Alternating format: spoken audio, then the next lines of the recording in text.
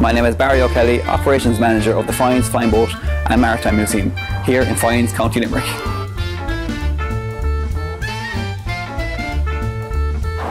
The famous aviator Charles Lindbergh surveyed Foynes as a potential flying boat base, and it was chosen because it has a deep water harbour, it is sheltered by Foynes Island, and actually had the infrastructure in place to cater for commercial traffic.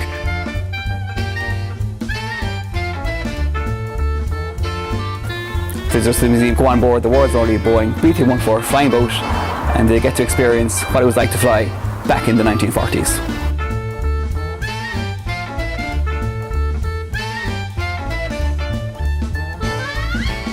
Foynes became the Casablanca of Europe for commercial aviation during that time.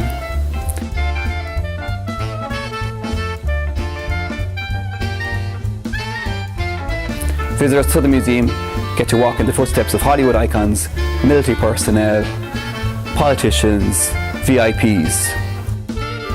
3 major airlines flew to Foynes back in the 1940s. They were Pan American Airways, you can see the emblem here behind me, British Overseas Airways and American Export Airlines, and they all came to Foynes between 1939 and 1945.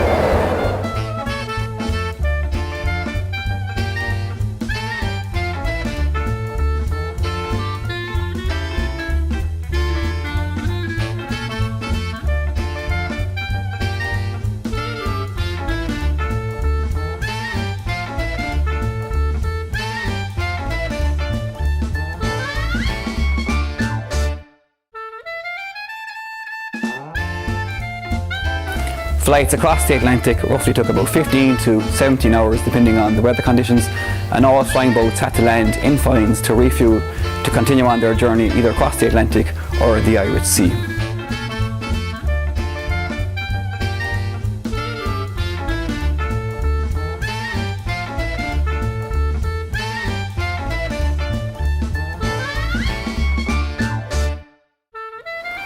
Foynes became Ireland's first transatlantic airport, and for a short time it became the centre of the aviation world between 1939 and 1945, right throughout the Second World War.